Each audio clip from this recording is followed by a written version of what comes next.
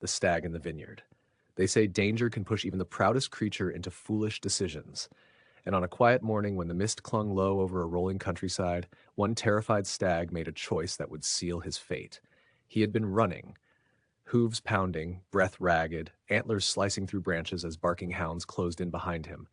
The chase had been long, brutal, and unforgiving. But then he saw it.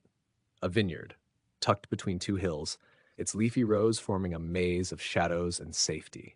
With a desperate final surge of strength, the stag slipped inside and vanished among the vines. Inside, the air felt cooler, richer. The world fell silent. No hounds, no hunters, just the soft rustle of leaves brushing against his flanks. The vineyard felt like a sanctuary, a place where danger couldn't reach him. The stag's trembling slowed, his breath steadied. But then came temptation. The vines hung heavy with leaves, fragrant, lush, almost shimmering with life. He hadn't eaten since dawn. Hunger gnawed at his ribs.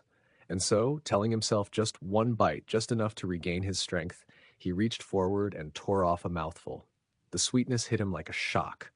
One bite became several. Several became many.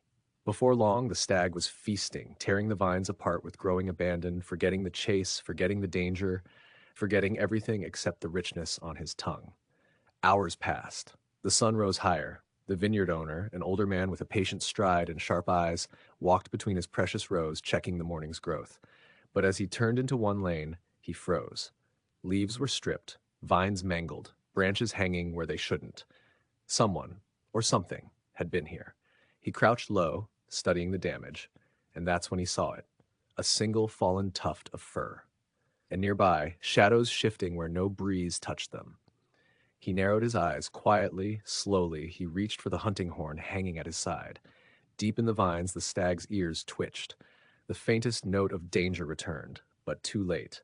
A blast of the horn split the air, loud, sharp, unmistakable. The stag bolted upright as the vineyard seemed to erupt with noise, shouts, footsteps, the approaching thunder of returning hounds. Panic surged through him. He tried to flee, weaving between the rows, but every path led back toward the sound. The vineyard that had sheltered him now felt like a trap. The owner stepped into his path just long enough to stare into the stag's wild eyes and murmur, almost sadly, "You were safe until you ruined the place that hid you."